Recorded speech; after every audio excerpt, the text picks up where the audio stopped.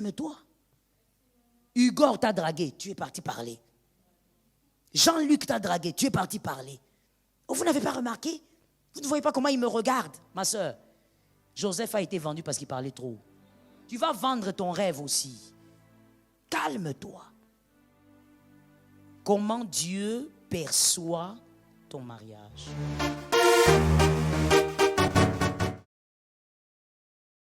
Shalom bien-aimé dans le Seigneur Jésus-Christ. Aujourd'hui, la servante de Dieu, pasteur Joël Gloria Cabassel, pasteur responsable de l'Église Assemblée évangélique Nouvelle Alliance de Kinshasa, parle de la conception de Dieu par rapport à ton mariage. La conception du mariage selon Dieu est basée sur le code moral et spirituel présent dans la Bible. Selon la Bible, le mariage est une union sacrée entre un homme et une femme, créée par Dieu pour être une bénédiction pour l'humanité, Genèse 2 verset 24. Le mariage est conçu pour être une relation d'amour, de respect, de fidélité et d'engagement mutuel entre un homme et une femme, Éphésiens 5 versets 22 à 33. La Bible enseigne également que le mariage est destiné à être une image de l'amour de Christ pour son Église, Éphésiens 5 versets 25 à 27. Le mariage est donc une institution divine sacrée qui doit être respectée et honorée. Quelle est la conception de Dieu par rapport à ton mariage? Suivez tout de suite la servante de Dieu, pasteur Joël Gloria Cabassel. Abonnez-vous, aimez et partagez afin d'apporter l'évangile de Jésus-Christ aux nations. Que la bénédiction de Dieu soit votre partage dans le nom puissant de Jésus-Christ. Amen. Lorsque tu te maries dans la volonté de Dieu, parce que tout mariage ne vient pas de Dieu. Les gens peuvent être bénis par les hommes, mais cela ne vient pas de Dieu. La famille peut prendre la dot, mais cela ne vient pas de Dieu. Et Dieu n'est pas d'accord avec vous. Mais lorsque ça vient de Dieu, voici la volonté de Dieu pour toi. Jérémie 29, 11. Jérémie 29, 11. Et une parole claire. J'espère que vous avez vos Bibles. Une parole limpide et même à retenir. On a Jérémie 29, 11. Car je connais les projets que j'ai formés sur vous, dit l'Éternel. Projet de paix et non de malheur. Projet de paix et non, afin de vous donner un avenir et de l'espérance. Lorsque Dieu te voit marié, Dieu considère que ton mariage est un projet de paix. Tu as dit amen, tu as reçu. Non, tu as dit amen en retard, tu n'as pas reçu aussi. Quand tu es marié dans la volonté de Dieu, tu n'as pas besoin d'une prophétie autre. C'est déjà écrit. Non, qu'est-ce que Dieu pense de mon mariage? Pourquoi mon mari n'a pas de travail? Qu'est-ce que Dieu dit de mon mariage? Dieu dit projet. Qu'est-ce que Dieu dit sur mon mariage? Je n'ai pas d'enfant. Qu'est-ce que Dieu dit? Tu vas commencer à chercher tous les prophètes que tu as dans la contrée. Même Dieu, ainsi que les anges, ont pitié de toi. Des fois, je veux que quelqu'un retienne ça très bien, regarde-moi et tu vas continuer à écrire plus tard. Des fois, on s'embrouille dans une chose, c'est pourquoi tout à l'heure j'ai parlé de l'importance de l'information. Des fois, on s'embrouille dans ceci, écoutons surtout les femmes. On croit que Dieu est dans l'agitation. On croit que lorsqu'on a un problème et qu'on commence à s'agiter, on va d'église en église, on entre de retraite en retraite. Je veux même te choquer. Des fois, même quand tu as des problèmes, Dieu ne t'attend pas en retraite. Je te réchoque. Des fois, même quand tu as des problèmes, Dieu ne t'attend pas dans la prière. Le choc n'est pas bien passé, je rechoque. Des fois, quand tu as des problèmes, je parle à une femme mariée, puisqu'on parle du mariage. Dieu ne t'attend pas à la prière. Dieu t'attend à la foi. Il veut juste que tu aies la foi. Il ne veut pas que tu te retires là, tu commences à pleurer, tu verses tes larmes. Nous, des fois, les chrétiennes, je précise, les femmes, on pense que quand on est dans l'agitation, c'est là que Dieu, il est vraiment d'accord et Dieu va agir parce qu'on est dans l'agitation. Tu as un mois, le mois de juillet, tu entres en jeûne, tu finis. Tu entres en retraite, tu finis. Tu entres en prière, tu finis. Je ne dis pas que toutes ces choses sont mauvaises, nous sommes ici pour la prière. Mais seulement l'équilibre dans l'information est important. Dis à ton frère, à ta soeur, l'équilibre dans l'information. Il ne faut pas croire que Dieu est dans ton agitation, que si tu t'agites beaucoup, c'est qu'il aura pitié de toi. D'ailleurs, Dieu ne vous répond pas par pitié. Dieu vous répond par compassion. Et la compassion émane de l'amour. Donc ce n'est pas la pitié. Ce n'est pas parce qu'il a pitié de tes larmes, tu as roulé par terre. Non, ça ce sont les humains qui réagissent comme ça. Tu fais des choses, il a pitié de toi et puis il te jette un $10. Dieu n'est pas un homme. Qui a entendu ça? Et donc, comprenons ceci, lorsque vous êtes mariés, voici la première perception, celle de Dieu. Elle gît à ta porte, c'est-à-dire Dieu veut que tu sois en paix. Dans ton mariage, que tu sois heureuse, que tu sois heureux. Monsieur, Dieu ne veut pas te voir marié pour que tu commences à te mortifier, que tu commences à vieillir avant l'âge. Tu n'avais pas la calvitie, mais tu as la calvitie. Pourquoi? Parce que tu es traumatisé par le mariage avec ta femme. La volonté de Dieu, c'est que tu aies un avenir. Que ce mariage te donne un avenir. Que les enfants dans ce foyer aient un avenir. Si tes enfants, dans ton mariage, vivent les mêmes combats que toi, sont dans les mêmes obstacles que toi, commettent les mêmes péchés que toi, comme des péchés cycliques, ma sœur, ton mariage a un problème, tu n'es pas dans la vision de Dieu. La perception de Dieu, c'est que tu dois être en paix. Quand tu te maries, tu dois être heureuse. La deuxième perception, c'est celle du cœur de l'homme en général. Le cœur de l'homme. J'ai dit en général, c'est-à-dire, ce n'est pas question des chrétiens païens, mais le cœur de l'homme. Un cœur brut, comme on dit, qui n'a pas le Saint-Esprit. Le cœur de l'homme en général. Psaume 21, 11. Je garde encore votre Bible, mademoiselle. Psaume 21, 11. On va voir là-bas comment fonctionne le cœur de l'homme.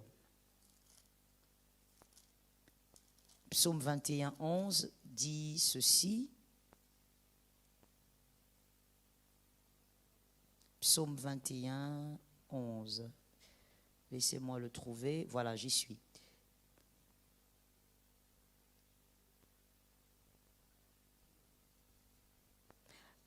Là, si vous avez Louis II, c'est le 12. Si vous avez la version Louis II, c'est Psaume 21, 12. Alors, il est écrit, « Ils ont projeté du mal contre toi. » On parle de qui? Merci. « Ils ont projeté du mal contre toi. Ils ont conçu des mauvais desseins, mais ils seront impuissants. » Je suis d'accord avec toi, ça tombe sur toi 3 fois. Pourquoi ils seront impuissants? Mais parce que, rappelle-toi, il est écrit dans Jérémie, projet de paix et non de malheur. Ce qui est écrit va arriver. Ils ont projeté contre toi des mauvais desseins. Ça veut dire le cœur de l'homme, c'est comme ça, en général. Je dis bien en général. Quand tu t'es marié et que tu es dans ton foyer, tu vois quelqu'un qui est content de ton foyer, c'est une exception. Dis ça à celui qui est à côté. C'est une exception.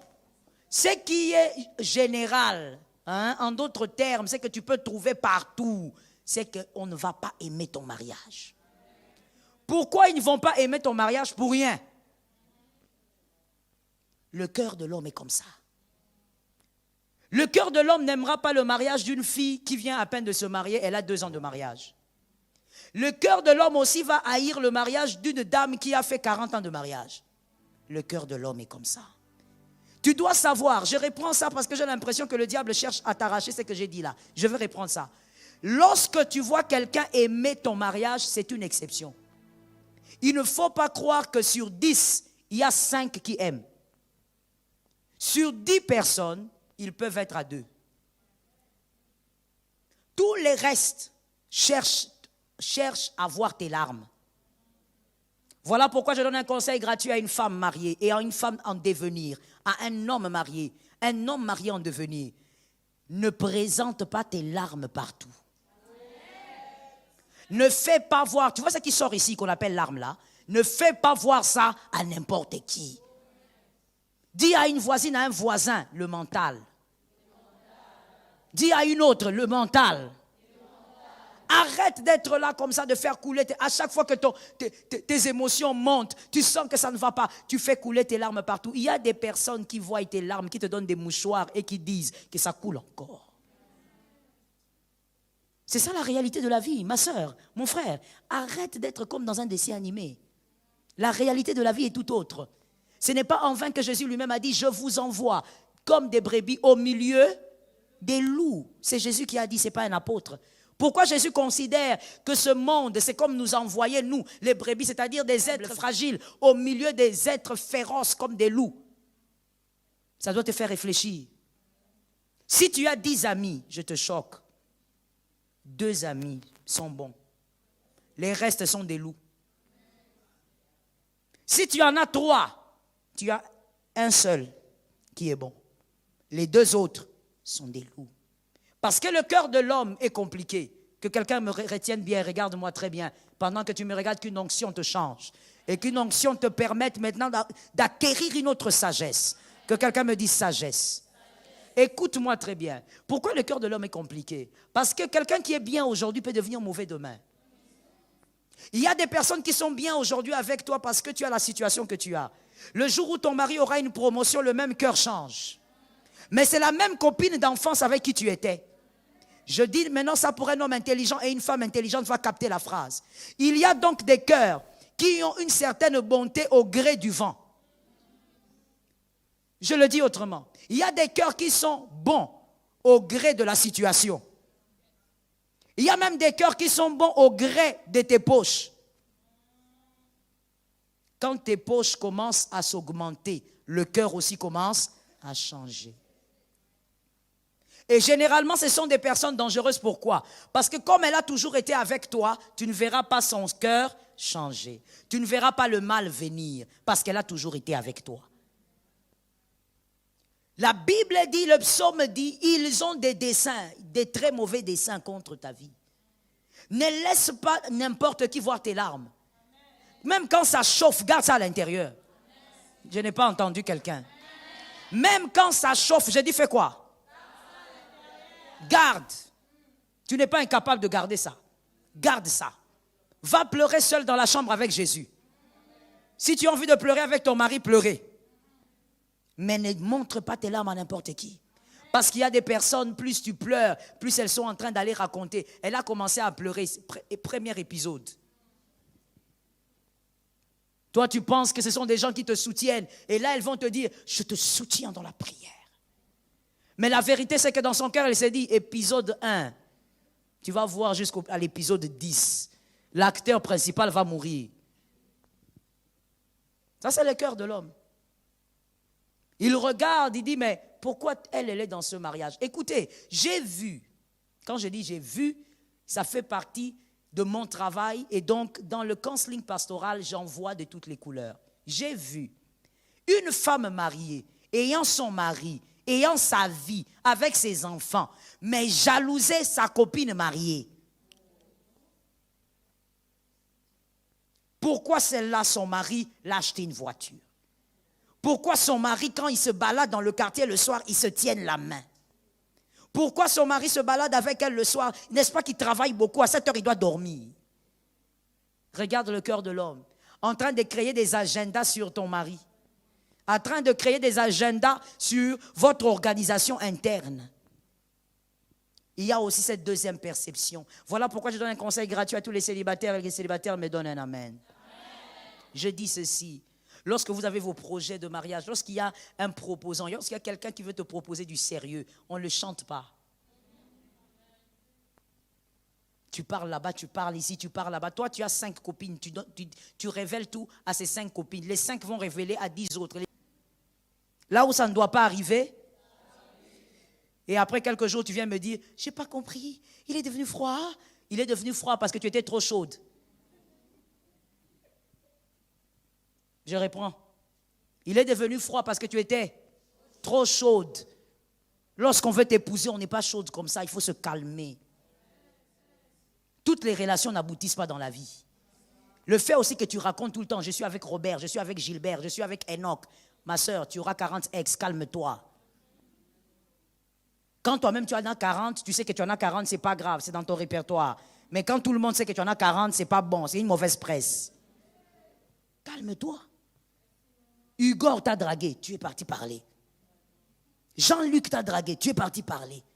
Oh, vous n'avez pas remarqué? Vous ne voyez pas comment il me regarde, ma soeur? Joseph a été vendu parce qu'il parlait trop. Tu vas vendre ton rêve aussi. Calme-toi. Tu as parlé déjà au pasteur, ça suffit. Tu as parlé peut-être à un encadreur, c'est bon qu'on vous aide à évoluer spirituellement. Parce qu'il y a aussi des combats dans toute cette affaire-là. Est-ce que quelqu'un m'entend? Apprends à fermer ta bouche. En ce qui concerne ta vie, ils ont des projets contre toi. Et généralement, ils ne sont pas loin. Apprends à garder. Quand tu es fiancé, apprends à garder les choses pour toi. La troisième perception, c'est par rapport aux personnes qui vous aiment et qui veulent vous voir aussi être bien dans votre foyer. Ruth 2, 22. Ruth 2, 22. Ce sont ces personnes-là qui sont contentes de vous voir vivre votre mariage dans le calme. Ruth 2, 22. Ces personnes peuvent être dans la famille ou même en dehors de la famille. Ces bonnes personnes existent. Que Dieu t'en donne un peu plus au nom de Jésus. Ruth 2, 22, voici ce qui est écrit et j'ai beaucoup aimé ça. Et Naomi dit à Ruth, sa belle-fille, « Il est bon, ma fille, que tu sortes avec ses servantes. » Elle parlait des servantes de Boaz. « Et qu'on ne te rencontre pas dans un autre champ. » Que ce soit la prophétie de quelqu'un. Surtout d'une femme mariée. Naomi finit par dire « Et qu'on ne te rencontre pas. » Où? Dans un autre champ. Tu as déjà un champ, reste là. Voilà les personnes qui t'aiment. Ils veulent te voir rester dans ton foyer. Qu'il pleuve, qu'il neige, ils prient pour que tu restes là. Ils ne veulent pas te voir mourir, mais ils veulent te voir être heureuse. Et ils prient tous les jours en disant que ce foyer-là prospère, qu'elle reste dans ce foyer-là. Qu'elle ne soit pas divorcée, qu'il ne soit pas divorcé, qu'il ne change pas de mari en mari, mais qu'elle reste dans ce foyer. Naomi lui a dit, reste dans ce champ, surtout qu'on ne te voie pas ailleurs. Reste dans le champ de Boaz. Ça, c'est la troisième perception. Des gens qui aiment te voir marié, qui aiment te voir dans ton foyer. Vous savez, l'un des signes, je ne les ai pas écrits, ce n'est pas la thématique d'aujourd'hui, mais je vous donne l'un des signes pour savoir que quelqu'un aime ton foyer. Généralement, c'est quand on a des problèmes. La réaction de la personne quand on a des problèmes. Qu'est-ce qu'elle vous dit? Quand vous avez des problèmes dans votre foyer et que la personne vous pousse à aller votre mari pour arranger, elle aime votre foyer. Mais quand vous êtes en problème et que votre meilleur ami, que vous soyez garçon-fille, commence d'abord à vous rappeler vos qualités, pour vous rappeler également que cet homme, cette femme ne vous mérite pas, vous êtes devant deux catégories. Soit vous êtes devant un inconscient, on ne demande pas conseil à un inconscient, ou encore vous êtes devant quelqu'un qui n'aime pas votre mariage. Parce que quelqu'un d'autre, ça peut simplement être un inconscient. On ne demande pas conseil à un inconscient, même si c'est ton ami. Voilà pourquoi une fois, je crois que je t'ai parlé des relations en te disant, il faut savoir quel type d'amis tu as. Et même les degrés de la conscience de chaque ami, tu dois savoir. Les degrés de la maturité de tes amis, tu dois savoir. Il y a des amis avec qui tu ne fais que rire, tu bois, tu manges, ça c'est la limite là. Avec lui, on ne parle pas mariage. Immaturité n'est là, Johanna. Mais c'est ta copine. Depuis toujours. Elle t'aime aussi, hein. C'est pas qu'elle t'aime pas, elle te fera vraiment jamais du mal, par la grâce de Dieu. C'est vraiment un vrai ami. Mais l'immaturité a logé dans sa tête. Tu ne peux pas lui dire, voilà, moi et mon mari aujourd'hui, on a des problèmes. Quand tu vois, je veux même aller plus loin, ce sont les moments de choc. Dis à ton frère, à ta soeur, ce sont les instants de choc. Je vais même plus loin. Quand tu rencontres même un homme de Dieu, ou soi-disant, parce qu'un homme de Dieu ne peut pas réfléchir comme ça. Alors je vais mettre avant ça soi-disant. Qui te dit, tu as des problèmes avec ton mari, avec ta femme, mais cet homme, soi-disant homme de Dieu, commence par te dire, voilà, avec tout ce que tu es, comment il peut te traiter comme ça? Il ne voit pas que tu es une belle femme, il ne te mérite pas, et elle ne mérite pas un homme comme toi. Ça, ce n'est pas un homme de Dieu normal. Il y a une autre sémence là-bas. Lorsque tu as des problèmes avec ton mari, ta femme, l'un des signes qui montre que la personne qui parle aime votre couple, il te dira, malgré toutes les qualités qu'elle pourra ascenser dans ta vie, la personne te dira, va régler. Va vers ta femme, va vers ton mari. Ce n'est pas un monstre, c'est lui que tu as épousé. Va arranger. Celui qui ne t'aime pas va t'éloigner. C'est le système du serpent. Le système du serpent. Adam est à côté, mais le serpent ne dira jamais à Ève, demande un peu à ton mari, qu'est-ce que Dieu vous avait dit? Le serpent va parler à Ève comme si l'homme n'était pas là. Voilà pourquoi pendant des années, il y a beaucoup de gens qui n'ont pas bien lu ces récits, qui ont toujours cru que lorsque le serpent avait parlé à Ève, Adam était loin. Beaucoup de gens l'ont même prêché. Parce qu'on n'a pas lu, on a lu vite. Mais quand tu lis, tu vois, il y a même des versions qui disent clairement que l'homme était à côté. Mais comment le serpent peut parler comme si l'homme n'était pas là? À aucun moment il n'a fait mention d'Adam. Il a parlé à Ève comme si l'homme n'était pas là. C'est le système du serpent. Un cœur qui n'aime pas ton foyer va t'éloigner de ton mari. Je veux dire ceci, écoutez pour la vie, célibataire, parce que les mariés le savent. Célibataire, vous devez savoir que quand on est dans le mariage et qu'on a des problèmes, quand on cherche à parler à quelqu'un, ce n'est pas pour que la personne vienne tuer. Oui, je répète ça encore. Ce n'est pas pour que la personne vienne tout détruire, non. Même quand on parle et qu'on est fâché contre sa femme, on est fâché contre son mari, on est vraiment remonté. Ce n'est pas pour que la personne vienne dire, voilà, aujourd'hui vous n'allez pas dormir ensemble. Non, c'est quoi? C'est là où tu verras que les couples vont se retourner contre toi. À un moment donné, ils vont dire, hé, calme-toi un peu maman, c'est quoi? On t'a appelé, tu commences à nous agiter comme ça, comment? Hein? On a juste une petite dispute, tu nous amènes des problèmes ici. Et tu dis, ah, mais j'étais venu vous aider. Au fait, quand les couples se plaignent, c'est pour dire, aidez-nous. Ce n'est pas pour dire, séparez-nous. Attention avec cela. Shalom bien-aimés dans le Seigneur Jésus-Christ. J'espère que vous avez aimé cette vidéo. Abonnez-vous et partagez pour porter l'évangile de Jésus-Christ aux nations, car il y aura plus de joie dans le ciel pour un seul pécheur qui se repent. Merci de faire partie de notre famille Wonderful Jésus-Christ.